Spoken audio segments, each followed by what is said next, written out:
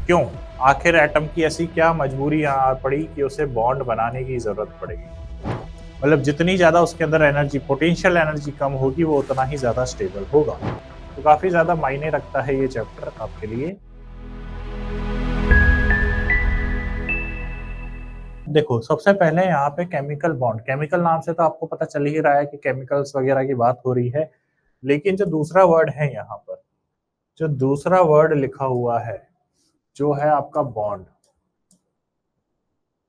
जो है बॉन्ड। ये बॉन्ड बेसिकली है क्या? What is this bond? तो बॉन्ड और कुछ नहीं है, दो एटम्स के बीच का इलेक्ट्रोस्टैटिक अट्रैक्शन फोर्स है। क्या है? Electrostatic attraction force.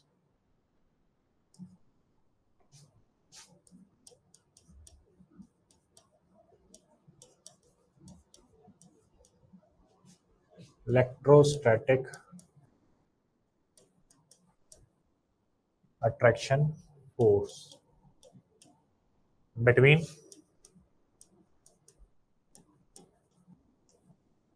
Two atoms, दो एटम्स के बीच का इलेक्ट्रोस्टैटिक अट्रैक्शन फोर्स है। ठीक है, ये बात ध्यान रखिए। अब आप कहोगे कि सर इलेक्ट्रोस्टैटिक अट्रैक्शन फोर्स यानी कि चार्ज की बात हो रही है, और एटम में चार्ज कहाँ से आ गया? एटम में चार्ज कहाँ से आ गया? तो ऑब्वियसली बात है कि एटम के अंदर चार्ज कहाँ से आएगा? आप जानते हैं कि एक एटम जो है उसके अंदर न्यूक्लियस प्रेजेंट होता है जो कि पॉजिटिव चार्ज का होता है, और और एक एक क्या प्रेजेंट होता है? ये हो गया।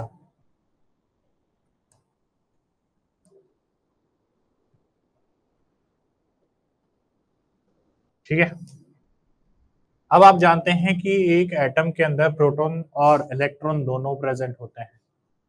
प्रोटॉन और इलेक्ट्रॉन दोनों प्रेजेंट होते हैं। ठीक है, तो अब क्या कि इनके प्रोटॉन और इसके प्रोटॉन, जो कि न्यूक्लियस न्यूक्लियस कह लो, पॉजिटिव चार्ज होते हैं, उनके बीच में हो रहा है रिपल्शन।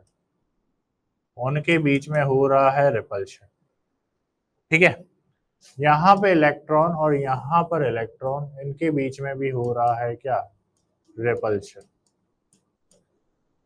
लेकिन लेकिन ये न्यूक्लियस और ये इलेक्ट्रॉन, इसके बीच में क्या हो रहा होगा? अट्रैक्शन।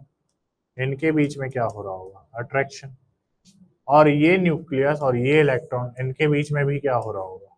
अट्रैक्शन। तो अब ध्यान से सुनिए कि दो एटम्स के बीच में अट्रैक्शन और रिपल्शन दोनों चीज हो रही है। तो बॉन्ड कब बनेगा? बॉन्ड तभी बनेगा जब जब बॉन्ड फॉर्मेशन तभी होगा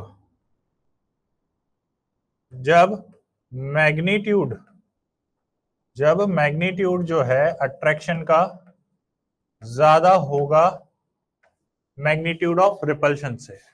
ठीक है, मैग्नीट्यूड ऑफ रिपल्शन से।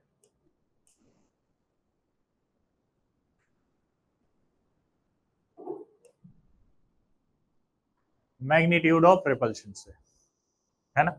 जब अट्रैक्शन फोर्स डोमिनेंट होगा तभी जो है दो एटम्स आपस में बॉन्ड बनाएंगे, एंड अट्रैक्शन फोर्स की वजह से ही बनाएंगे। क्या मेरी बात समझ में आ रही है?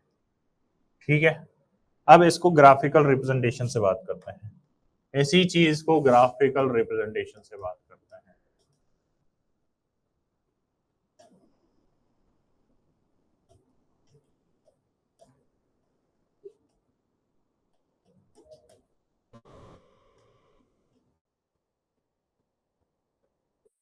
अब ग्राफिकल रिप्रेजेंटेशन करने से पहले मुझे एक बात का जवाब दो कि बॉन्ड बन गया, चलो ठीक है, लेकिन आखिर एटम की क्या मजबूरी आन पड़ी कि उसे बॉन्ड बनाना?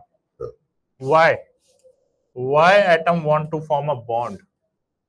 व्हाई? Tell me why. चलिए बताए क्यों? आखिर एटम की ऐसी क्या मजबूरी आ पड़ी कि उसे बॉन्ड बनाने की जरूरत पड़ेगी? बताइए।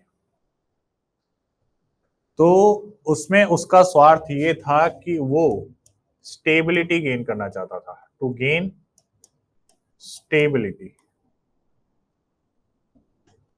टू गेन स्टेबिलिटी या to minimize its potential energy, its potential energy।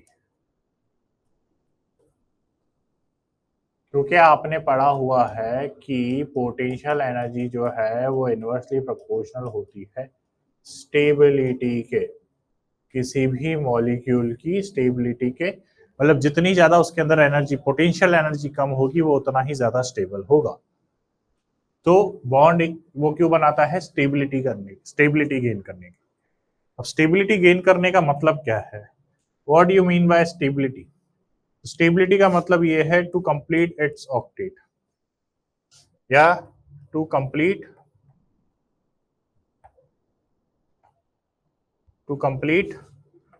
It's octet, और to attain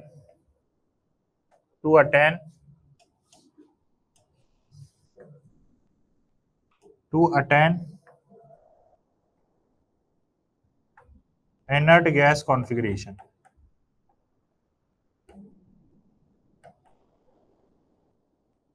to attain inert gas configuration, या तो इनर्ट गैस कॉन्फ़िगरेशन अटेन करने के लिए, जैसे for example helium, neon, argon, krypton, xenon, ठीक है, ये होती है इनर्ट गैस। इनर्ट गैस मतलब helium, neon, argon, krypton, xenon, radon, ठीक है, all have complete octet,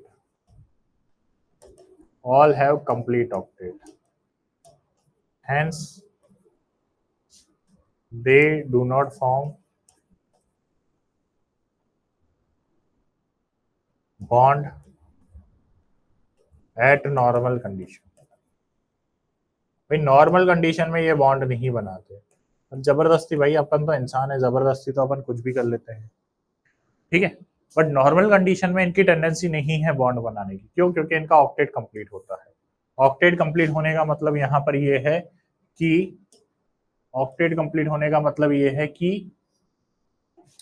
8 electrons complete होते हैं इनके आउटर मोस्ट शेल के अंदर, 8 इलेक्ट्रॉन कंप्लीट,